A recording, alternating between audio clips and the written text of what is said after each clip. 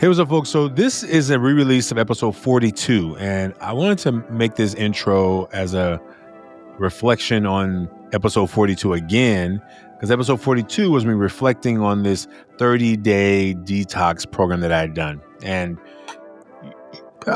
some of you don't know my full story, and I probably don't have time to get into it in this conversation, but I think food has been, for most of my life, definitely from 9, 10 years old on, a very important piece of my life. If I can say, in some seasons of my life, it was actually the most important thing. And maybe in very unhealthy ways. As a big kid, I've been a big kid. They said I had big bones when I was growing up. I was husky. That's what my mom would describe it. So she didn't call me fat. But I was a tall kid for my age, but I was always really stocky, and because you're a stocky kid, when you eat, no one really makes a big deal about it. They just like, that boy loves to eat. That boy don't play around with his food. And food was a big family thing for us. I mean, we didn't always have a lot or the top quality of everything, but my mom made sure there was at least some pancakes in there. There was at least some Bisquick or some crusty ass mix so that you could make some pancakes. And I was the pancake making specialty on Saturday morning for my siblings. And in the time it was happening, it was more of, this is what you do to serve others. This is what you do to serve your siblings. You make them breakfast, so you take care of them, you make sure they're well fed, you make sure they're doing their homework, they're doing their chores. Like, I was very nurturing in that way. But what I didn't probably realize growing up is that I was also using food as a way. There's that one part of me of service to my siblings, and there's another of nurturing my own self. Like, food was a way that I could just deal with the emotional overload of life. And when I became an adult, for my season of enjoying beverages, when I started making money, when I started partying every weekend, I know that there was a time where if I wasn't careful, I probably could have been an alcoholic. And I was just partying on weekends. I didn't drink during the week, and so it wasn't like, well, maybe once in a while I drink during the week, but it was more of like, I didn't miss a weekend party. Not until I became in education, when I gave up my weekends for that program at Upward Bound, and I realized that food and things became the place to deal with the internal stuff. Just last night or 2 days ago, I was watching a video about clutter, and I know I have that room, that drawer, that closet, and probably that car, that trunk, right, of stuff that I have given a lot of meaning to. I've given this box of trinkets and memories a memory to. In the years since we've been doing this work around the UnMASKing movement, I've probably been invited to, let's say, 100 or more. Definitely more than 100, but let's say 100. 100 conferences. And when you go to a conference, every conference gives you some kind of different kind of lanyard or some kind of thing.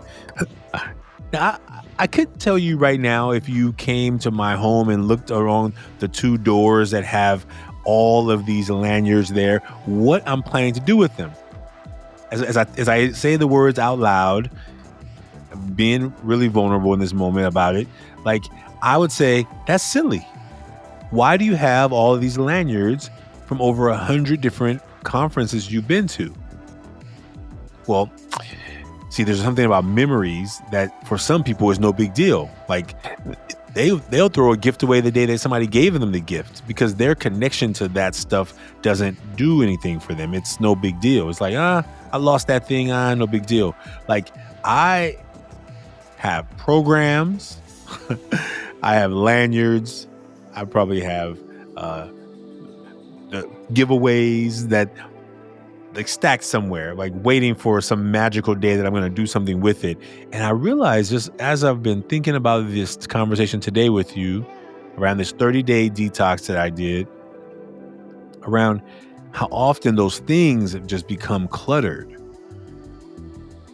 How my system, my body had just cluttered a bunch of unhealthy food in it that I had just ingested because in the moment it made me feel good. It made me feel whole. And so in September, I did the 30-day detox with Dr. Bobby, and I got that from a friend.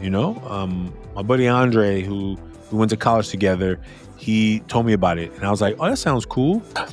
Now, Andre didn't come to me saying, "Ashanti, you're looking a little fat right now. I need to give you a plan that's going to help you lose some weight." He didn't. He didn't do that. He probably maybe thought of it, but he didn't come with that approach because it probably definitely wouldn't have worked, right? But he told me about something that was intriguing to me, about a plan of like healthy healing. Like, how do you clean all the waste out of your body? How do you? And when I watched the video, I was like, "Oh, that sounds like cool." It's 14 days. He had done it already. He shared some of the tea with me. I'm like, this is the nastiest bitter tea I've ever had in my life, but it worked and I felt really good. And then I went on to life, and after a couple of months, I was like, you know what? I probably should do that again. And I learned that they were doing a 30-day group detox. And I was like, okay, maybe with a group that would be really helpful. And so as I explain in this episode, you're going to hear me talk about it. But more than just what happened in the 30-day plan, I want to tell you what's happened since. So the episode you're going to hear is me literally on the closing of that 30-day plan and what I was feeling. And I'm feeling even more of that right now. So that was the end of September, 30 days. And I committed to going to the end of October. Halloween came and went. I said another 30 days, November. November came and went. And right now, I'm on 3 months of plant-based diet. I am going to continue until the end of January. January, there's another group detox. I'm going to do the group detox. I've released over 30 plus pounds.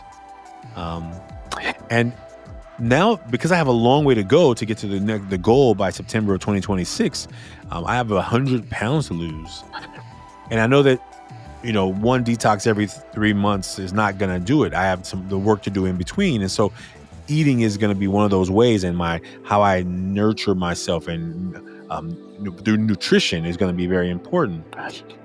And why am I telling you this? Why am I telling you all my story about my health and about what's going on? Because it's bigger than that.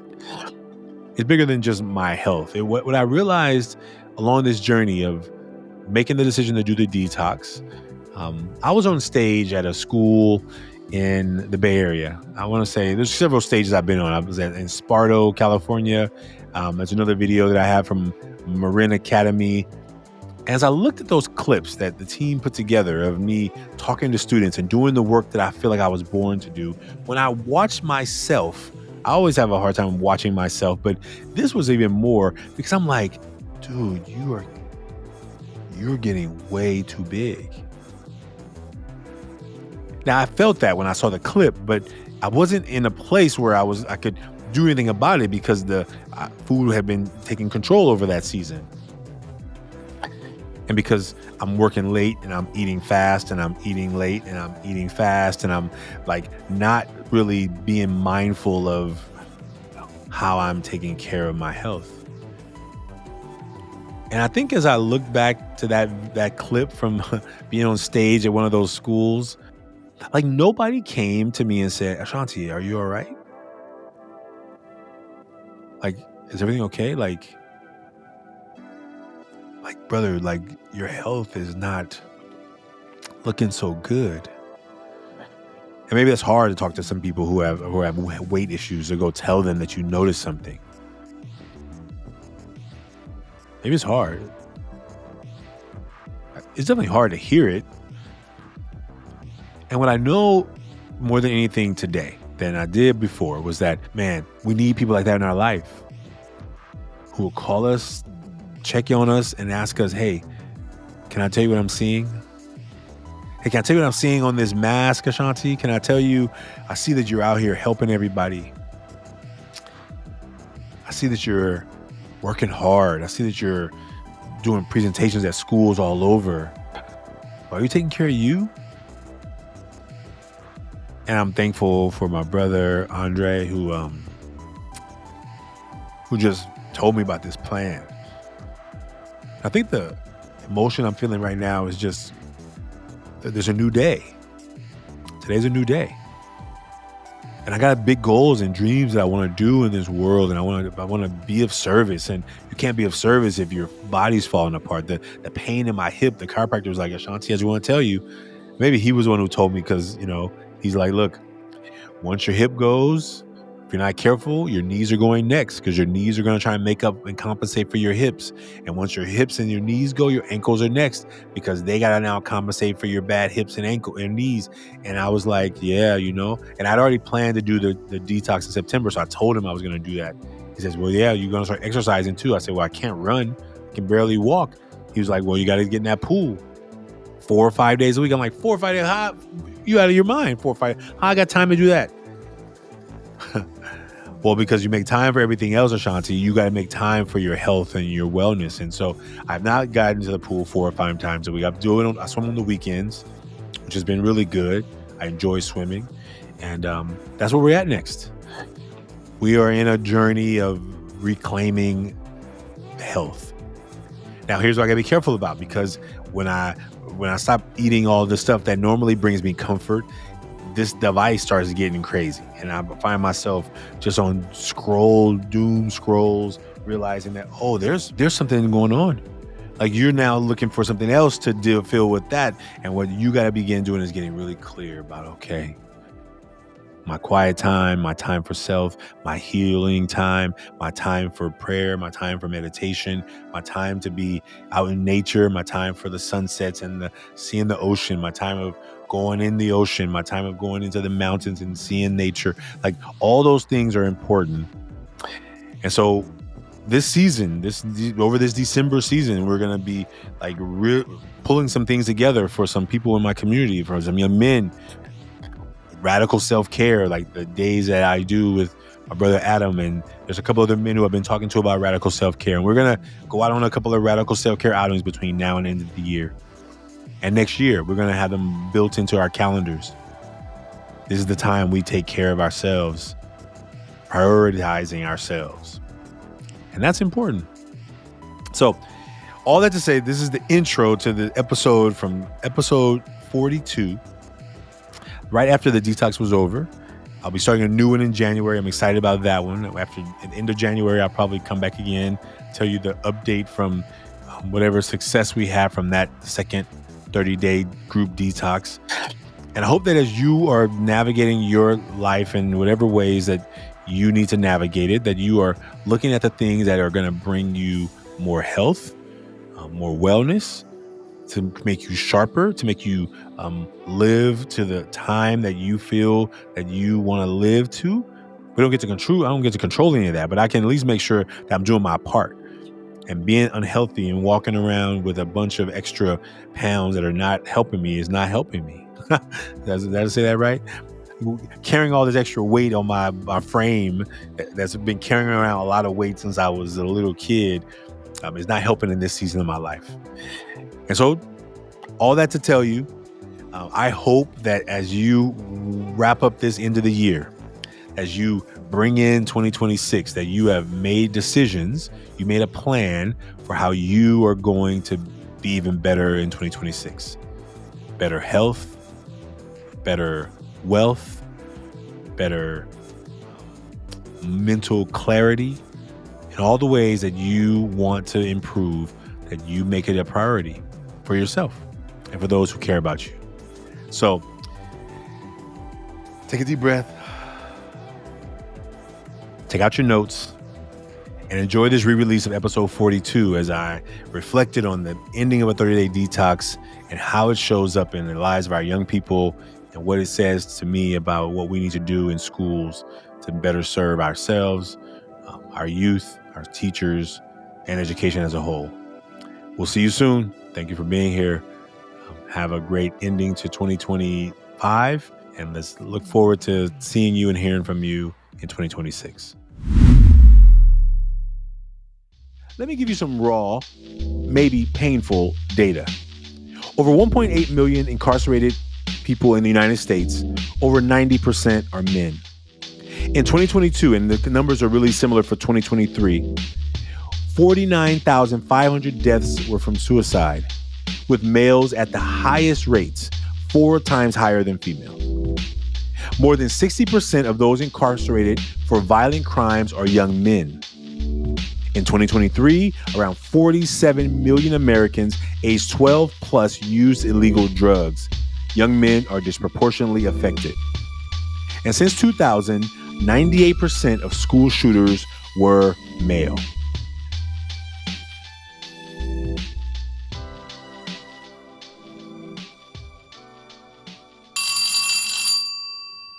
Hey, what's up, folks? Welcome to Unmasking with Male Educators. And today I am going to have a conversation with you about some things that have been on my mind. And I think education, as you know, is a passion for me and for not only this organization, but for the work that we do every day. The conversation we have with educators around the country, around the world, around building connection and community. Hopefully, letting male educators know they're not alone, and also giving them tools to hopefully, maybe not giving them tools, but giving those out there who are listening tools and opportunities to say, okay, I can do this too. I can get through this too. I can navigate this tough situation as well. And so today, as I'm thinking about all those things, as I'm thinking about my most recent conversation with Alex Campbell, who I'm looking forward to that, you hearing about that, like the work that we can do in classrooms to make transformational change sometimes will look unorthodox. It will sometimes look confusing. It will sometimes look actually strange, and maybe even like something's wrong with you as the educator, because people on the outside sometimes can't see the perspective you're seeing the world from. You see, when I came to teaching from education, from an engineering career, when I came to teaching from it, I said it right. Yeah, when I came to teaching from an engineering career, I was focused on trying to be a good teacher for those students for as long as I could be with them. And then I realized, well, there's something missing. Like, they're not even learning from me because something is in the way, and I don't know what's in the way. I care. I'm here. I'm prepared. I'm here every day. I'm here. I stay late. I come at lunch. I stay at lunch. I do extra. I have food in my room so that students who are hungry can have a snack so they can focus on studying and not focus on their stomach growling. I did all the things I thought a teacher would do outside of teaching to create that space. And it wasn't until we built the Ever Forward Club that I really found my way of like, oh, this is something extra. This is not going to happen in the context of a math classroom. The work that needs to happen to help students build resilience, to help them tap into their own resilience. Like, I don't know that I can build resilience. I can help them see you can get through this. This is a tough moment. Stand here. Stay with me. I got you. Come after school. I'll help you study. Come at lunch. I'll help you do the homework. Like, it was about building in them the willingness to say, I can do something. I may not be able to do everything, but I can do something. I mean, sometimes we just need somebody to believe in us that we can do something, that we're not helpless, that we're not just these empty vessels waiting for people to fill us up. Like, you have something in you. You have something innate in you. You have something that you're amazing at. You're something that you were born for. You were created for something amazing. And I'm trying to just help you. I'm trying to shine a light on it. I don't know what it is yet because you're not letting anybody see it, but I know there's something in you. And when we've had the opportunity to help young men, definitely throughout the direct work with Ever Forward Club, San Lorenzo High School, 2004, I was just trying to shine lights all over the place. Those lunchtime meetings, when we started meeting with those young men, yes, I was trying to figure out how to pay for food and all those stresses behind the scene, but that wasn't for them to know. It was for me to say, okay, I got to figure this out. I made commitments that every week. I mean, if you look at a regular average school year, there's like 40 weeks. I didn't mean to get into this conversation about money, but I'm just going to name it. Like, I didn't know what I was doing. And when you heard the story, or if you haven't heard the story of me getting sent to the hospital, it was the day or two before our fundraiser, a bowl-a-thon, right? And so I'm like, okay, we got a bowl-a-thon coming. It's going to help relieve some stress on my own brain because I don't know how I'm going to keep paying for these lunches. Like, I'm getting messages on my devices, my emails, like, hey, I don't know what you're doing over there, but you better figure it out. And I'm telling you that what I'm trying to help people see is that this work is not easy work. This work of serving our community, of being a servant of the community, is not easy. It's hard work. Like, the work itself, mentoring, is not hard work. I mean, it's challenging. But it's staying in a profession, staying in a system that is designed, that is not really conducive to you uplifting. See, I'm working on the outside of schools now. When I was a teacher at a school, I had a little bit more play, right? Because I'm in the school, I can make things happen. I can like get some colleagues to help me out. I can like rally some troops. And even if there was no money available, we could figure out some things around the system to make it work. Now, when we're on the outside coming in, it's a lot more work because we have to like find a teacher partner who cares about this work, find an administrator who sees the value in it. And then we have to have those conversations and sometimes multiple conversations. And so the work is different. It's different. It's different than just mentoring. It's the business, the art of how you make something happen, the art of like, oh, what does it take to grow an organization? What does it take to build a community? What does it take to build resources and tools for educators? And so here's where I'm going to go. There's lots of things that I wanted to talk about, but I want to focus on a couple. One, our well-being. So whether you're a teacher, whether you're an educator, whether you're a nonprofit leader, however you find yourself in education, how are you focusing on your well-being? What do you do when you hit tough times? So that's the first thing I'll talk about. And then I'm going to talk about a couple of 3 school districts in our Bay Area here who are having some struggles. I'm not going to get into the weeds of all the struggles they've had and that they're having, but I'm really trying to get to solutions.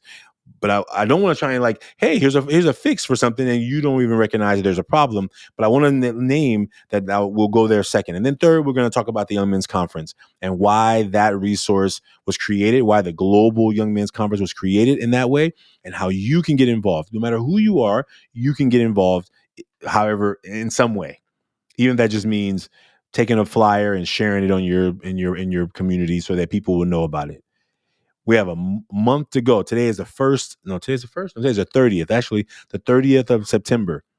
So date-wise, we're in 2025, depending on when you listen to this. 2025, I don't know what you know about 2025 sometime in the future, but 2025 is a wild year.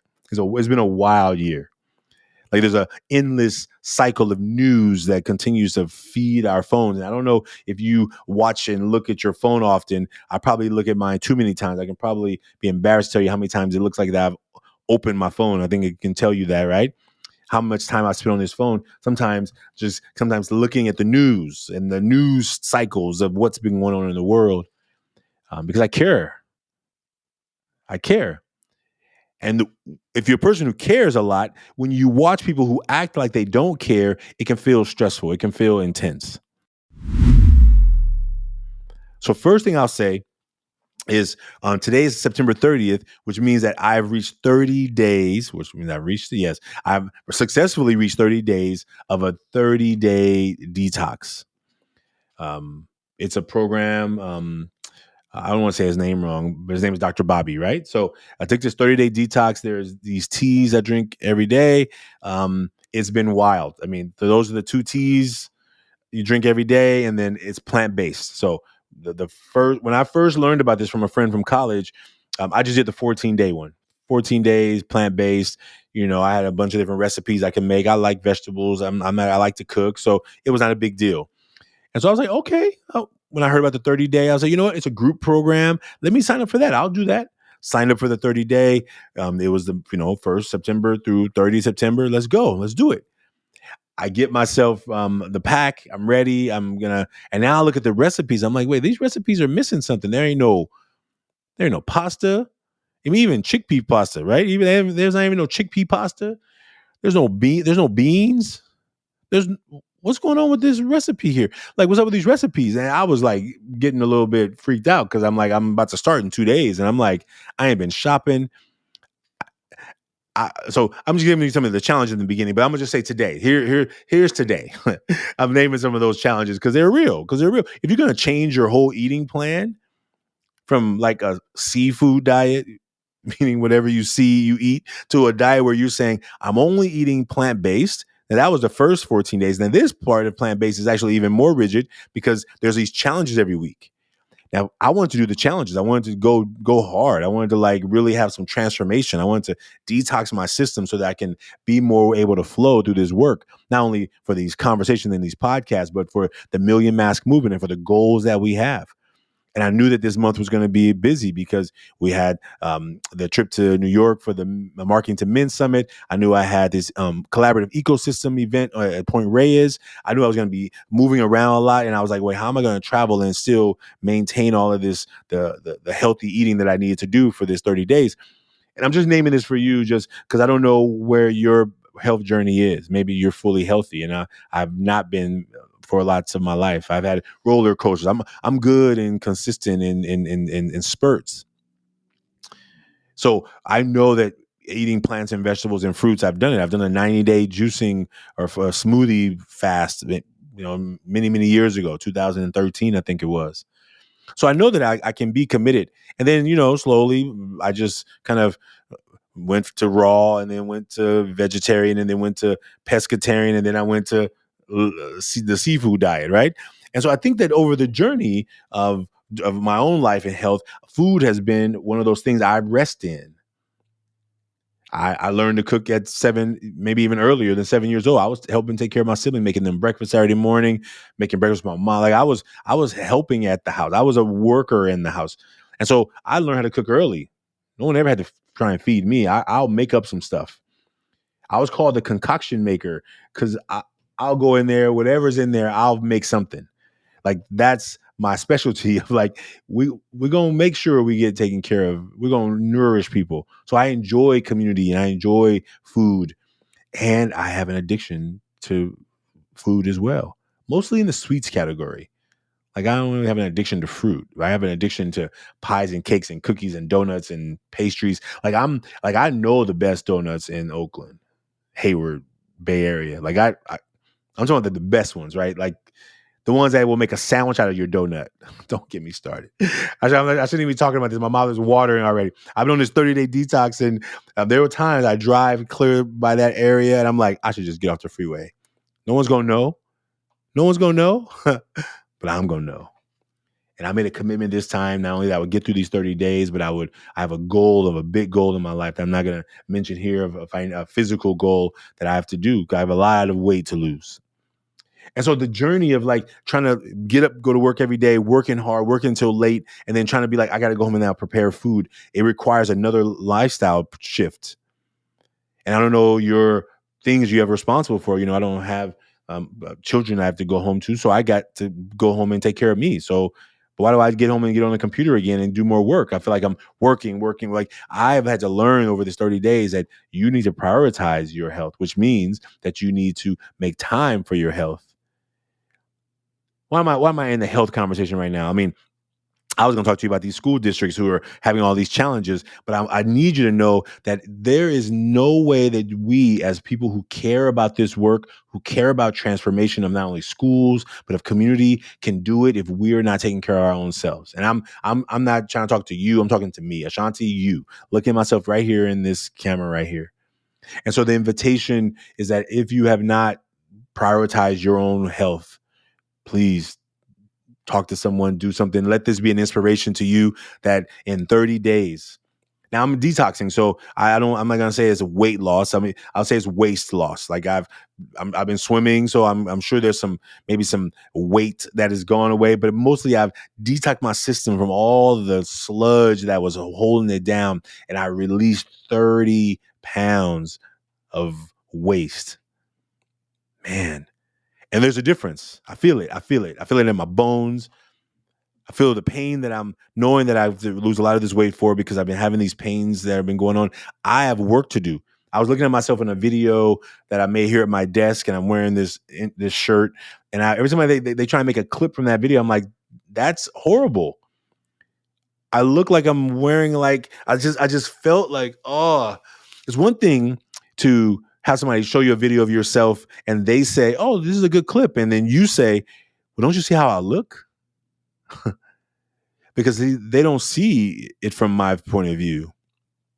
And I often don't see it from that point of view either, because I'm always looking out and supposed to looking in. But when I see that image of self, sometimes it's not very pleasant. It's not very nice. I'm not very kind to myself. And I realize I've not been kind to how I took care of myself either. So that's the journey I'm on today. Different than I was 30 days ago. So today, day 30, I'm drinking a juice right here. I got a coconut water here. Today is supposed to be a water fast. I'm not ready for that yet. I'm clear about my limits, but I'm doing juice today, and today will be the end of this 30 days. And I may go another 30 days plant-based. I don't know that I'm committing to it for life, but right now I feel really good. Now, I'm naming that because I want to name this next part, because the amount of energy it takes to watch what happens around you in your own city, in your own community. You see, I'm from Oakland. I'm born and raised in Oakland. I love Oakland. And I have a lot of challenges with Oakland. And so I want to target my challenges with Oakland, because I could talk about a lot of the bigger challenges with Oakland, because there's a lot. But let me focus on education. Now, you may know that Oakland had a separation with their former superintendent. It was apparently the way it was named in the article. It was what's the language? Let me find the real language so I don't like say it wrong. It was an agreed upon separation. Like it was like, but there's some behind the scenes stuff anytime we go to that. But let me find the language that will make sense for you right now. That for those that are listening, it was called a. It was called a. What is it called? What is it called? Oakland. It was called a voluntary separation agreement. Voluntary separation agreement. And so there's lots of stories behind the scenes you can go read and look. But let me just say that there was a separation from our superintendent at the end of last year, this summer. Now, this Oakland's not the only one who's navigating this, because it happened in San Francisco last year. It's happening in Hayward just recently, and San Lorenzo. I don't know what's happening in San Lorenzo superintendent-wise, because San Lorenzo is an unincorporated town. It works a little differently, but San Lorenzo has also navigated some really tough times this first part of this year with the loss of a student. Now, here's what I want to be clear about. When you hear me talk bad about schools, or talk from a critical lens about schools, you can think of it a couple of ways. You can be like, well, this person is being a hater on these schools and these districts. Or you can see it from a place of care, love, and concern. You see, what I'm hoping for is that schools, districts, communities, counties, states will take proactive approach before the all-out assault on schools really begins. There's already been an assault on schools, we know, but it's going to get worse if we're not careful. It's going to get worse if we're not prepared. It's going to get worse for us because we're hoping that, while this administration is focused on that thing and that thing and that thing, that we don't have to worry right now. Well, it's a cycle. It's a way of put attention to that so they don't focus on that. Put attention to that so they don't focus on that. Put attention to that so they don't focus on that. And guess what? It's around the corner. The amount of challenges that have already been in schools are around the corner. And as an educator, as a former teacher, as a former administrator, I know about the challenges. I've worked in not only public schools, I've worked in private school, I've worked in charter schools, I've worked at the high school level, and I've worked at the middle school level. I can tell you that there's differences.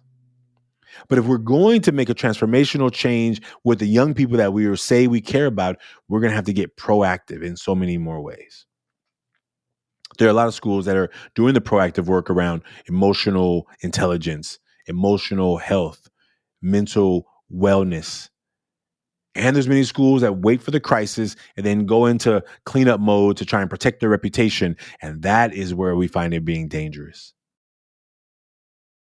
And so I thought I was going to talk more about these districts and all the problems they're having. I'm not really going to get into it. I'm just going to name that right here where I am, we have Oakland that I've named. We have San Francisco that I named. We have Hayward that are right next door, and San Lorenzo right here. And I want to focus on some of the challenges that I'm seeing. Because what we know is that some of the districts are doing the proactive work. The Young Men's Health Group that we've been doing with SFUSD has been a part of that work. It's been like, let's focus on some young men who we know could benefit from being a part of a health group around focusing on their wellness.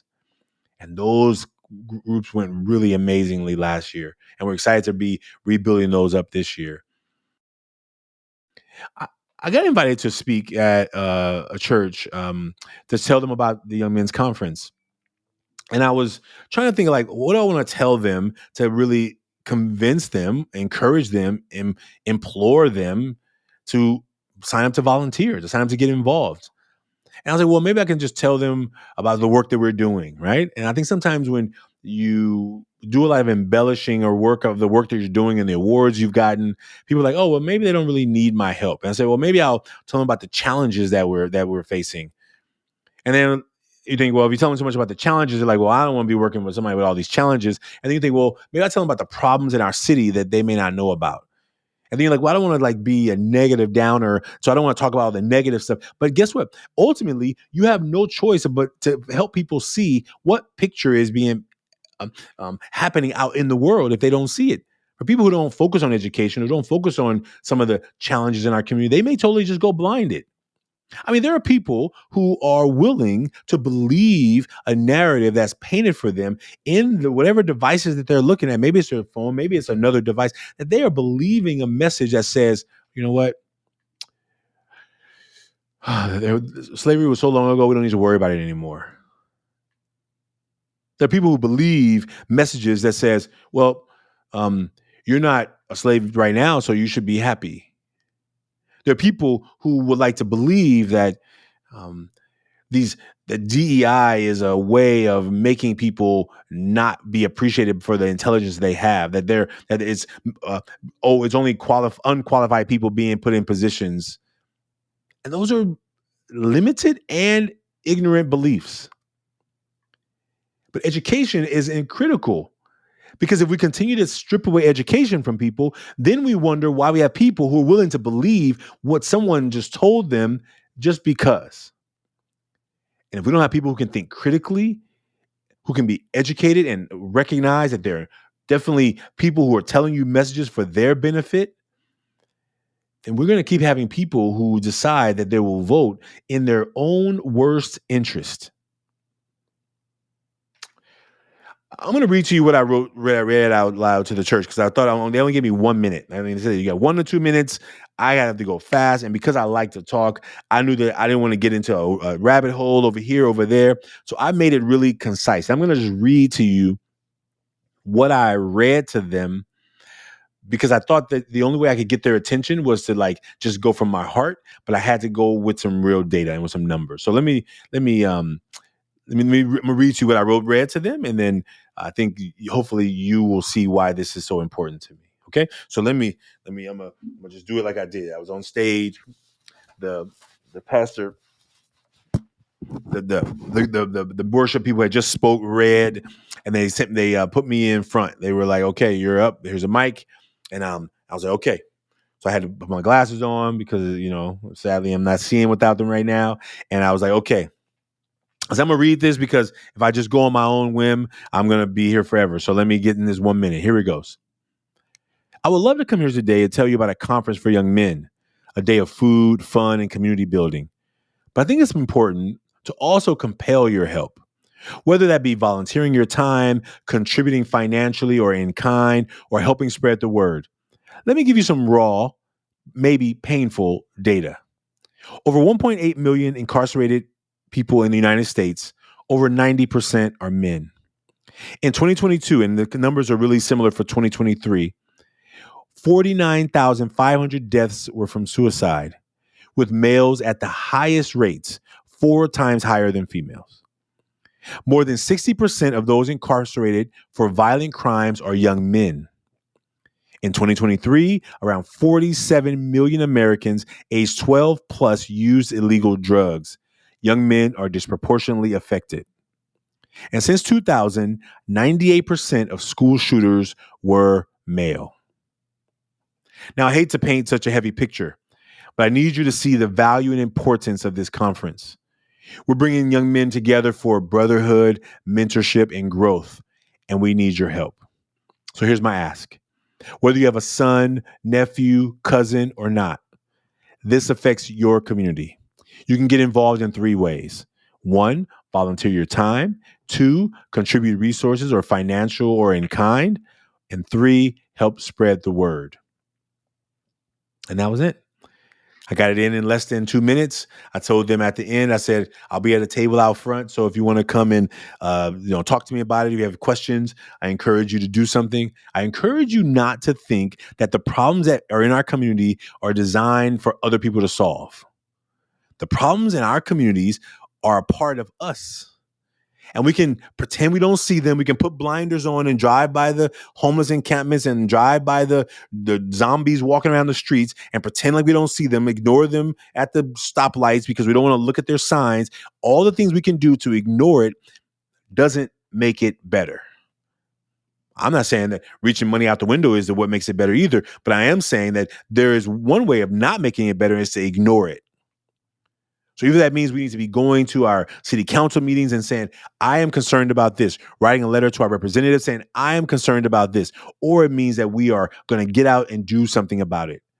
And I've decided that I don't have a lot of energy. I'm a little too hot-headed to be going to a whole lot of city council meetings because I know they'll cut my mic off because sometimes it happens like that. So I've learned that my work is to be on the ground doing the work. And so this is an invitation to you, all those listening out there. I am inviting you to be a part of the Young Men's Conference. It's a global Young Men's Conference. The reason we created it as a global Young Men's Conference, because I've watched cities after cities after cities say, oh, we'll be okay. And then the crisis happens. And then they're bringing in 25, 30 50 counselors to help kids navigate what they just experienced on their campus. I don't want to see more campuses navigating out of a reaction mode than a proactive approach towards learning, towards leadership, towards education. Our young people need us.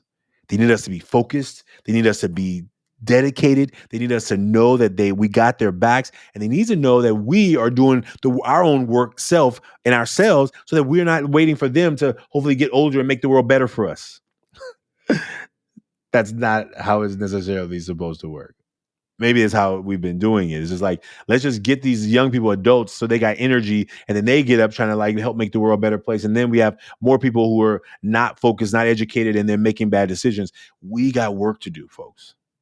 So where are we at today? What am I asking you to do? I'm asking you, first of all, is if you haven't made a mask, go make a mask. You're going to see some transitions happening with how we describe and work on the Million Mask movement. We're going to be moving towards a big, hairy, audacious goals moving forward. And the million is the big goal, but how we do it is going to look very different. It already feels impossible to reach to a million, but how we do it is going to make a difference.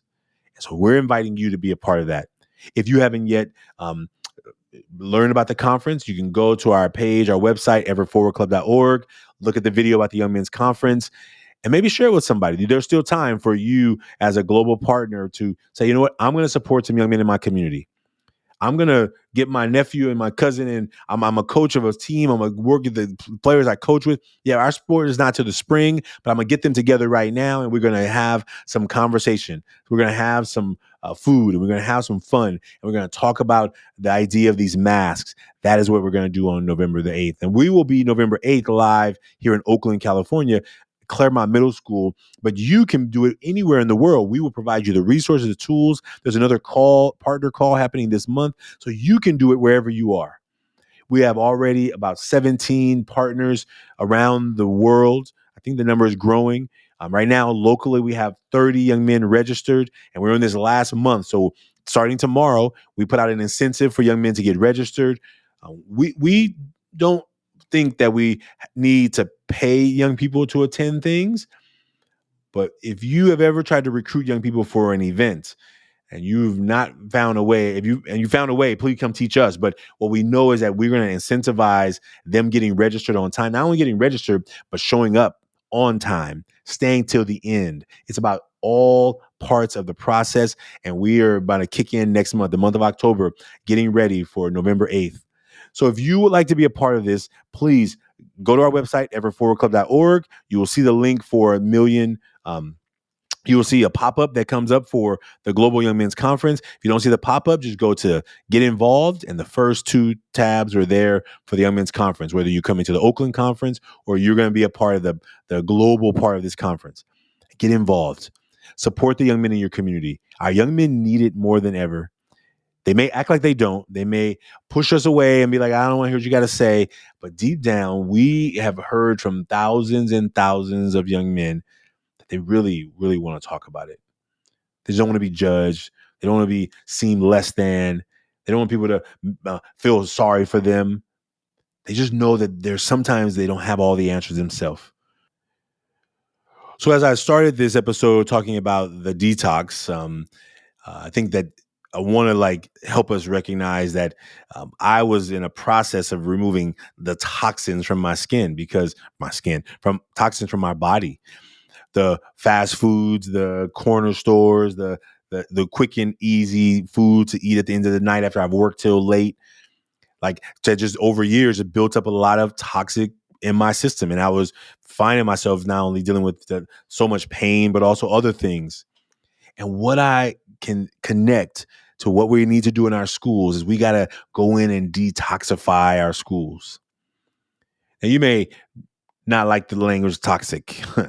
You may not like the language toxins.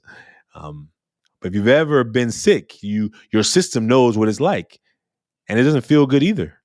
If you've ever felt yourself sick and you found yourself like in bed, like in pain or in weak or not being able to do certain things, you know what it's like for toxins, for disease to take over your body. And imagine that happening in schools today. They are not healthy. They're not well. And what we get a chance to do through this Young Men's Conference is hopefully, and even through the work we do in Ever Forward Club and the Million Mask Movement, we get a chance to say, you know what? Here's something that could possibly help. Here's something that could help your school feel like it belongs as a community. People want to come every day. They're not just feeling forced to come. That teachers, educators, community shows up feeling good about the space as opposed to just trying to get there and get through it. And so part of the work with the recognizing of our masks is like, oh, we have a lot of things going on in this place that we're all just trying to pretend on the outside that we're good, while inside there's so many things that are going not well. That's part of our work. And so part of the work of going into these schools and providing the workshops is around giving students a place to say, oh, it's not just me. Oh, it's not just me who feels these things. Other people here feel these things too. And now we're not all pretending. At least I know I got a couple of people I can go to and talk about real stuff because I know that I'm not alone. When teachers recognize that they are going through struggles and they have to put on this teacher hat of superhero, like they never have any problems, and they don't realize that they're hurting too, they can go to a colleague and say, hey, can we take off our masks for a minute and talk about this? Can I talk about something real? Can I have a space to not be judged? And to know that they're not alone. That is the work. And so the invitation for all of us is say, what can we do to get involved to support the detoxification of our schools? There's only one way. Well, there's only one way is to detoxify them, to get some of the things that are happening in them that is not healthy, not well, and remove them. And so I hope that if this season of your journey of what you care about in terms of education, that you will figure, okay, what school in my community needs some support? How can I offer them some tools to help detoxify some of the unhealthy emotions and behaviors that are happening in that school?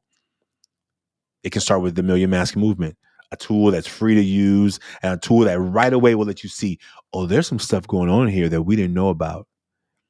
Because everybody's hiding behind the mask of I'm fine, I'm good, I'm cool, I'm great. How are you? And we feel the need to return the favor. So we say, I'm good, I'm fine, I'm cool, I'm great. And yet we go home and realize that, man, nobody here could understand what I'm going through because everybody here seems to be fine and cool and great. I hope today you make a difference. That's what we're inviting you to do. So you can be a part of this with us. We look forward to having an amazing conference here locally and with all of our partners around the world. You'll be seeing us share out stuff on not only social media, but our website about the partners. You'll see a partner page already of the partners that have already signed up around the world, and we're looking for you. So take this time to say, what could I do to help make my community a little bit better for the young men in my community? And then do something. Whether that's one young man, 10 young men, or you put a whole community together, you can do something right now. You can be the conduit for young men who have never heard about the work we're doing to be engaged and involved right now. So I'm going to stop there. Thank you for being a part of this episode today. Today was three parts of me trying to tell you where we're going next, but also to ask for your help. And so thank you for being a part of this journey with us. Thank you for witnessing what we're trying to do with having conversations with male educators and knowing that there's so many of them out there that don't have colleagues on their campus they can really talk to. Next week, I'm probably going to show you a video, or I'm going to probably share it on social media. So check out my Instagram page at Branch Speaks. And there's a school I don't even know where the school is at. But, we know that there's such a few number of male educators in general. But there's this one school that has a lot of male educators, not only just male educators, a lot of Black male educators, which is already an anomaly in education. Definitely. And so I'm inviting you to take a look at that. I'll post it in the next day or so. But stay in touch with us. Stay tuned. If you're not able to host an event with young men in your community, maybe you just get involved by sharing this post. And those things that I asked that group to get involved in, you can volunteer your time. That's a post.